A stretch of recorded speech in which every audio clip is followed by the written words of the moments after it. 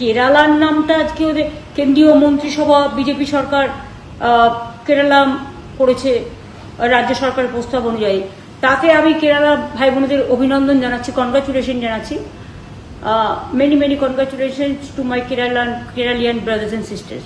কিন্তু আমার একটা জিনিস ভেবে অবাক হচ্ছি যে সব জায়গার নাম বদল হয়, রাজ্য সরকারের অনুমোদন নেই।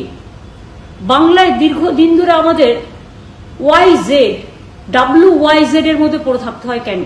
ফলে আমাদের ছেলেমেয়েরা যখন পরীক্ষা দিতে যায়, ইন্টারভিউ কেউ দিতে যায়, রাজ্যের পরিস্থিতি অনুযায়ী, রাজ্যের নাম অনুযায়ী তাদের সবচেয়ে লাস্ট বেঞ্চে বসতে হয়, লাস্টে তাদের ডাকে। আমিও যখন অ্যাজ এ চিফ মিনিস্টার কোথাও যাই, আমাকে সবচেয়ে লাস্টে চান্স দেওয়া হয় এই কারণে, অ্যালফাবেটিক্যালি, এইটার জন্য। সেটা আমরা অনেক ভেবে বাংলার সংস্কৃতি, বাংলার সভ্যতা, বাংলার মনন শক্তি, বাংলার চিন্তা দর্শন সবকিছু ভেবে আমরা বাংলা করতে চেয়েছিলাম রাজ্যটার নাম। এবং সেটা তো আপনারা জানেন, বিধানসভায় 3 বার আমরা পাস করেছি, 2 থেকে 3 বার। একবার যখন দিলাম তখন বললো আপনারা এইটাকে, এই ওয়ার্ডটাকে বাংলা, ইংরেজি, হিন্দি 3টে ওয়ার্ডকে এক করে দিন, মানে একই নাম থাকবে। আমরা তারপরে আবার অ্যাসেম্বলিতে পাস করলাম ওটাকে নতুন করে নিয়ে এসে, যে হিন্দিতেও বাংলা, বাংলাতেও বাংলা, আর ইংরেজিতেও বাংলা।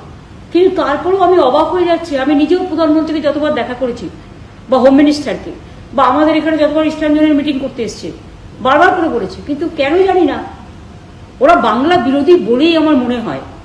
বাংলার মনীষীদের অসম্মান করে, আর বাংলা কথাটা ইলেকশনের সময় ভোটের জন্য বলে, কিন্তু ওরা বাংলা বিরোধী। এবং সেই জন্যই বাংলার নামটা করলো না, অন্য রাজ্যের নাম করুক।